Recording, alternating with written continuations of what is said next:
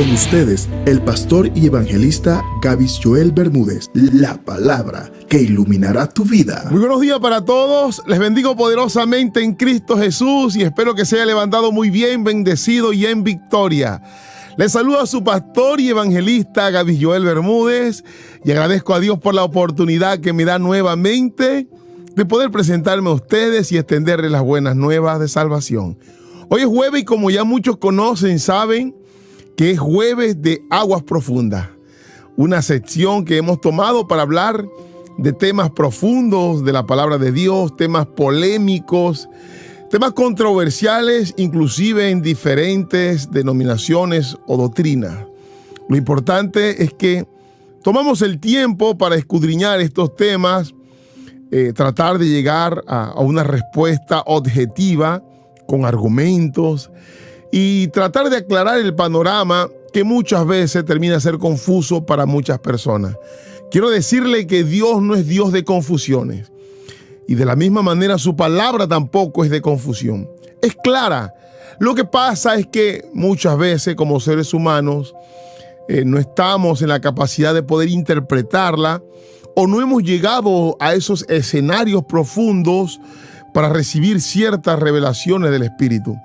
Por eso le pedimos la dirección al Espíritu Santo que nos ayude a poder explicar el tema de hoy, que quede claro y que queden todas las evidencias puestas sobre la mesa para que haya claridad en nuestras vidas. En el nombre poderoso de Jesús, amén y amén. Hoy quiero hablar de un tema, como venimos mencionando, bastante polémico y la idea no es de herir susceptibilidades ni entrar en controversia. Simplemente vamos a entregar nuestra explicación y usted verá si la toma, si le parece que es fiable. Y si hay algunas dudas, siga meditando. Pídale al Espíritu Santo que le dé la capacidad de poder entender de la manera correcta. Este tema lo he titulado La Trinidad de Dios, una unidad de compuesto. Sé que muchas veces hemos, de hecho, en Jueves de Aguas Profundas hablado sobre el tema de la Trinidad de Dios, porque es un tema que hay que hablar y debatir.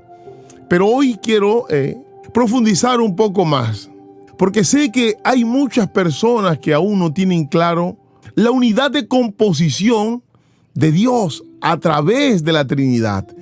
Y hay mucha confusión, ¿no? Lo que pasa es que el Padre es el Espíritu o que el Hijo es el Padre. Y toda esta conclusión a la que han llegado es porque han tomado un pasaje y lo han leído según su panorama, según su idioma. Y es necesario entender que aún no es suficiente porque son palabras que vienen de un idioma original, que es el hebreo. Una de esas citas de Deuteronomio 6:4. Oye Israel, Jehová nuestro Dios, Jehová uno es. He visto muchas personas debatiendo con este verso y dicen, ahí está claro.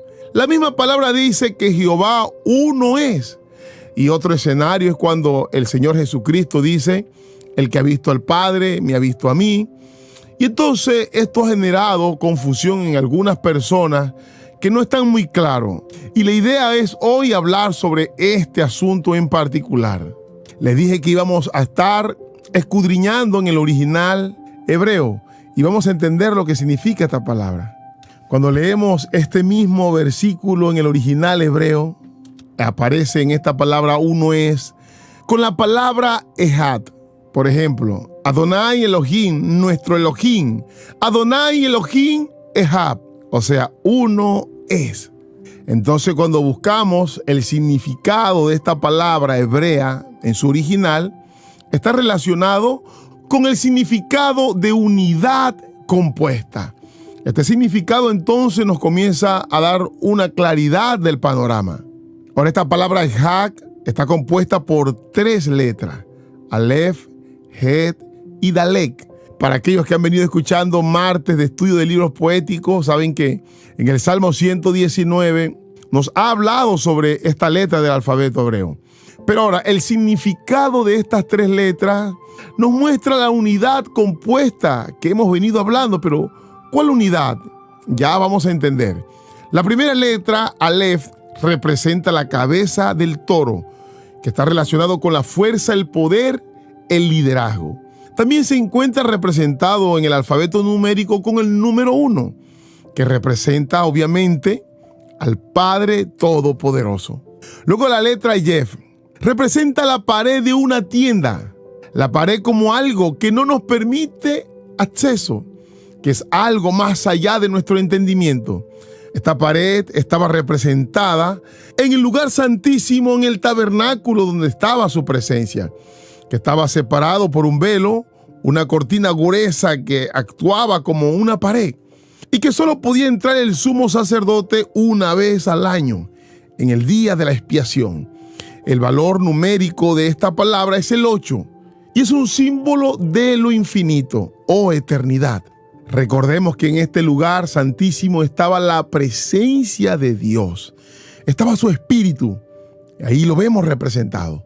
Y luego la palabra Dalet, que representa la puerta de la tienda. Creo que ya muchos alcanzan a entender el significado de esta palabra, porque el Señor Jesucristo dijo: yo soy la puerta y nadie puede entrar al Padre si no es por mí. Esta palabra Dalet tiene un valor numérico que es el número 4, que representa los 4 puntos cardinales de la tierra. Esta puerta permite el acceso de la humanidad a la presencia de Dios. Por eso vemos que nuestro Señor Jesucristo estableció 4 evangelios como representación de los 4 puntos cardinales de la tierra donde iba a llegar su palabra.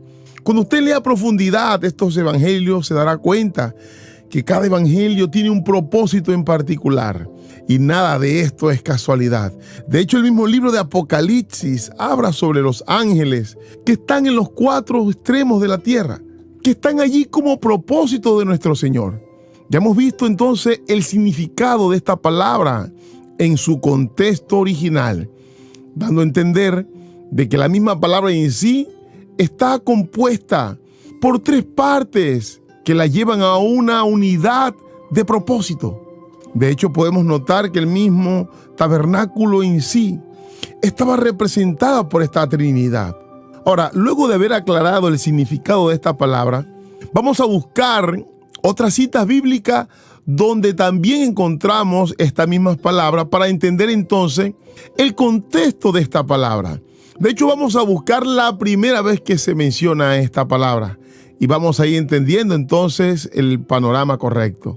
Génesis capítulo 1, verso 5. Y llamó Dios a la luz día, y a las tinieblas llamó noche. Y fue la tarde y la mañana un día. Cuando usted busca este mismo texto en el original hebreo, va a encontrar la misma palabra que leímos en Deuteronomio 6:4, que es Ejad. Entonces, luego de haber entendido el significado de esta palabra, y ahora que la vemos en este contexto de Génesis 1:5, aquí nos está explicando cómo 2 cosas llegaron a ser uno, o sea, la tarde y la mañana. Ahora, para buscar más evidencia, esta misma palabra la encontramos cuando Dios habla sobre el origen del matrimonio.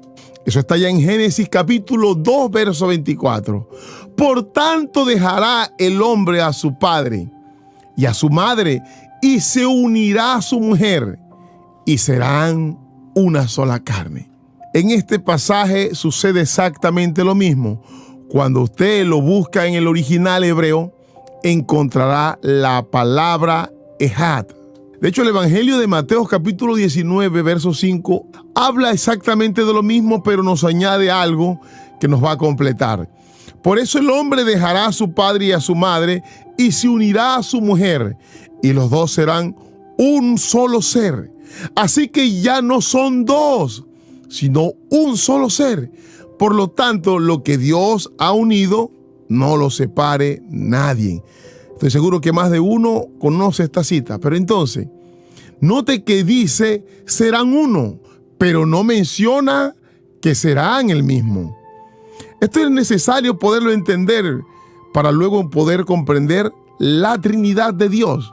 Porque, ¿qué nos quiere decir nuestro Padre acerca del matrimonio? Dice, ellos mantendrán su individualidad. El hombre sigue siendo hombre y la mujer sigue siendo mujer. Él se dedicará a una función y ella a otra, pero son uno.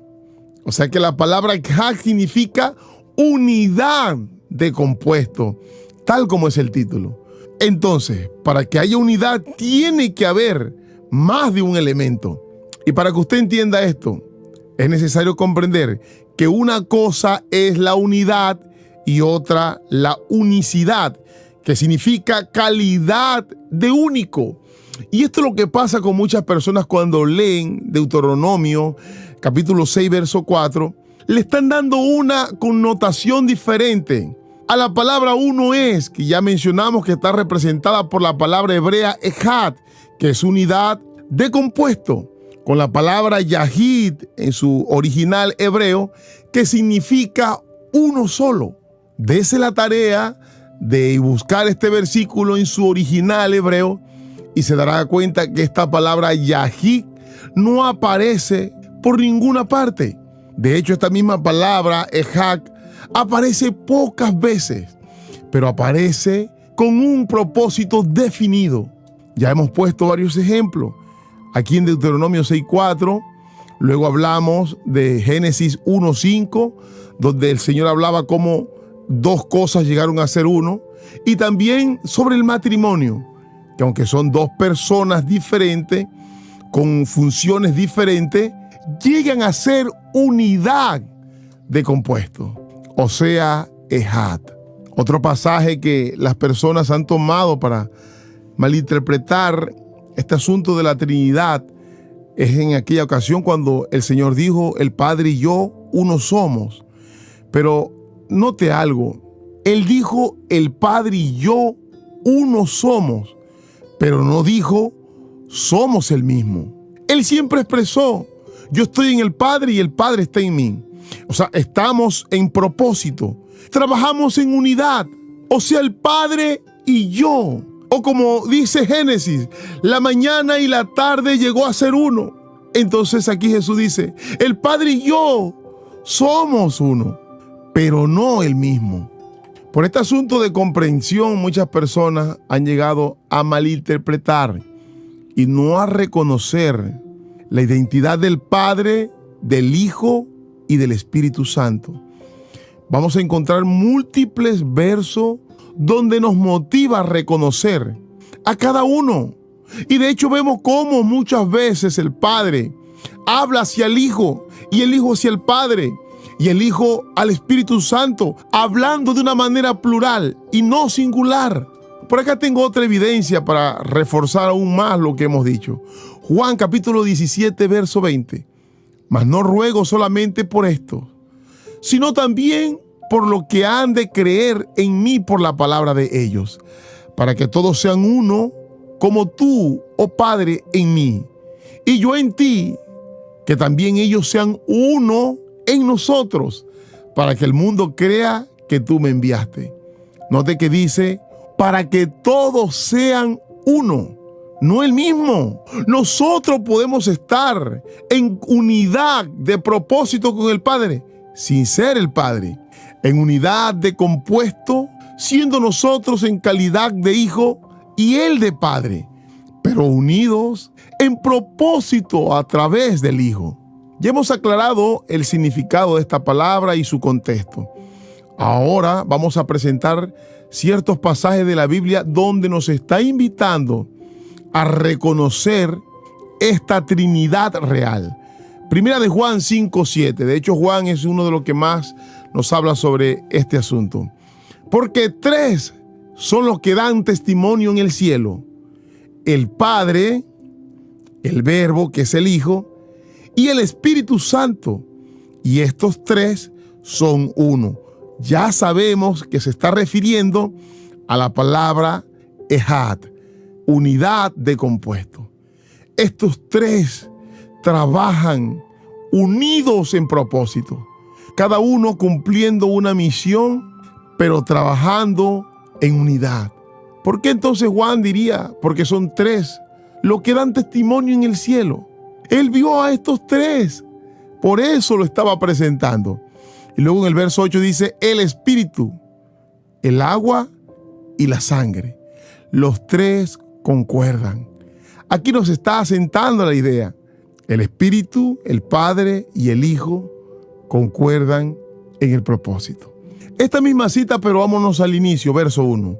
Todo aquel que cree que Jesús es el Cristo es nacido de Dios, y todo aquel que ama al que engendró, ama también al que ha sido engendrado por él. Nunca menciona que es el mismo. Habla que el Padre engendró al Hijo. Y note lo importante que es reconocer esto, porque el verso 5 hace una interrogante. ¿Quién es el que vence al mundo? Sino el que cree que Él es el Hijo de Dios.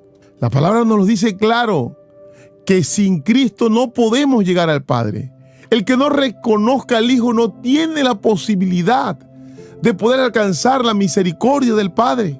Y es precisamente allí donde el enemigo, a través de la mentira, porque él es el padre de la mentira, ha traído confusión para hacer que las personas no reconozcan al Hijo, o que no reconozcan al Padre o al Espíritu Santo. Él no está interesado que las personas lleguen al conocimiento de la verdad. De ello, porque la misma palabra nos habla también de la importancia del Espíritu Santo. Mire, Juan capítulo 14, verso 15. Si me amáis, guardad mis mandamientos, y yo rogaré al Padre, y os dará otro consolador para que esté con vosotros para siempre, el Espíritu de verdad, el cual el mundo no puede recibir, porque no le ve, ni lo conoce. Pero vosotros le conocéis porque mora en vosotros y estará en vosotros. Este solo versículo complementa todo lo que hemos dicho. Está diciendo que en nuestro Señor Jesucristo ruega al Padre, no a sí mismo, al Padre. Y Él, entonces, en calidad de ayuda, nos envió al Espíritu de verdad, que cuando reconocemos al Hijo, entonces viene a morar entre nosotros y hacernos uno con el Padre. O sea, ejad, unidad de compuesto. Por eso es que el Señor Jesucristo dice que Él desea que lleguemos a ser uno con el Padre. ¿Pero de qué manera? Pues ya lo hemos venido explicando. Y con este verso lo complementamos. En fin, hay muchos versos que nos gastaríamos mucho tiempo aquí en poder mostrar como evidencia de la esencia del Padre, del Hijo y del Espíritu Santo. Lamentablemente hay un espíritu de engaño en el mundo que ha logrado atrapar a muchas personas en diversas denominaciones, grupos religiosos, y se han olvidado de este fundamento establecido en la palabra. Han malinterpretado ciertos versos porque no lo han escudriñado. La palabra nos ha mandado a escudriñar las Escrituras. Hay muchas personas que pueden justificar, pero es que la palabra Trinidad no está en la Biblia. Pero hay muchísimas palabras que no están en la Biblia y que la hemos compuesto a través de la historia bajo los fundamentos de la Escritura.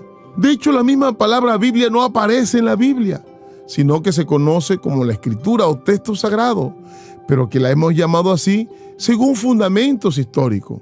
Y el hecho que este término no esté en la Biblia no significa que no estemos hablando con un fundamento. Espero que hasta acá a usted le haya quedado muy claro lo que hemos explicado. Como les dije al principio, si quiere puede volverlo a escuchar, buscar evidencia, escudriñar para que usted quede claro en este concepto. Les bendigo enormemente y esto fue Lámpara a tus pies. Hay una nueva historia que contar.